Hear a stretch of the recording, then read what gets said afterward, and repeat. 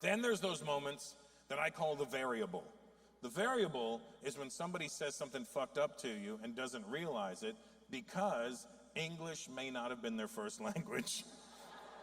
Those are the best because you can't do anything about it. Because if you think about it, like if English isn't your first language, you're not going to understand the nuances of English. Because in English, you could say something to somebody without saying exactly what you want to say, but they knew exactly what you meant, what you were saying.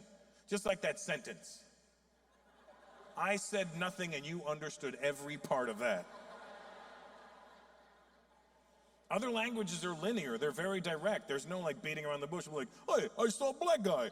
You know, they're like, could you not say there was another gentleman there a little darker? No, but he's black. No, he's black. There he is. I see him. One more seat, I don't see him. You know, But that's how other languages are. They're just direct. I'll give an example of a time where I could have been offended, but I understood the variables of the situation, all right? So, January of 2020, right? At the time, I was still with my son's mother. And, sorry. It triggers my reflux. Traumatic. And, so January 2020, at the time I was still with my son's mother. Anyway, she wanted to go to the nail salon. So I went with her because I knew she was taking my son. And I didn't want my son sitting in the nail salon inhaling all those fumes by himself, right? So I'm like, how come he gets to get high and I don't, right? So I go with them, right? And my son is in a stroller. He's an infant. Him and I are sitting there. We're chilling.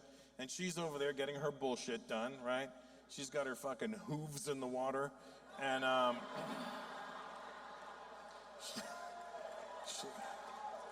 she's getting her talons done, you know. And my son and I, we're good. We're just chilling, right? We're just hanging out. We're happy.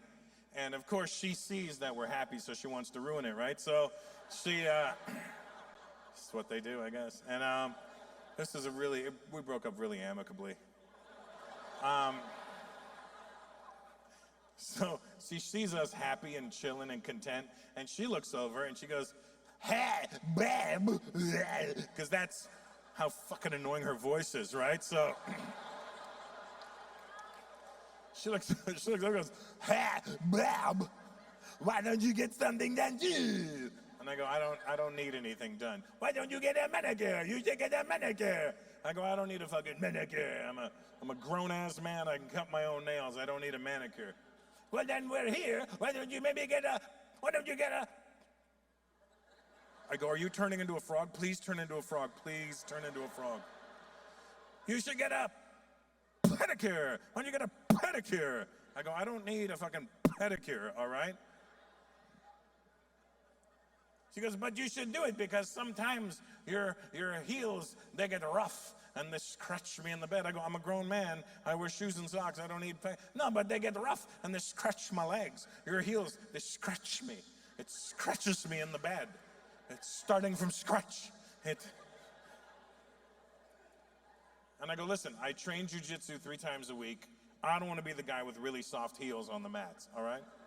I don't want to be fighting with some guy, pull him in my guard and be like, hey man, you feel that? Yeah.